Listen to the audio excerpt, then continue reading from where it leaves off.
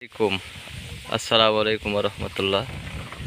সাইফ হাসান আজকে অজুর ফরজ ও অজু ভঙ্গের কারণগুলো সুন্দরভাবে বলবে। বলেন তো, অজুর ফরজ কয়টি? অজুর ফরজ 4টি। হ্যাঁ, কি কি?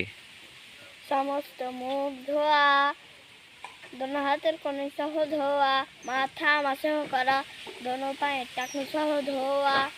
মাশাআল্লাহ, সুন্দর হয়েছে।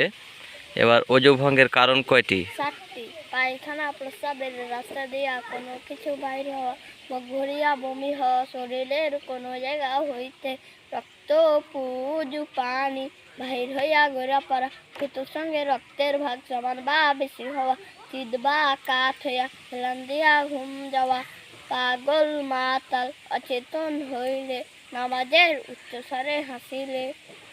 মাশাআল্লাহ মাশাআল্লাহ, খুব সুন্দর হয়েছে।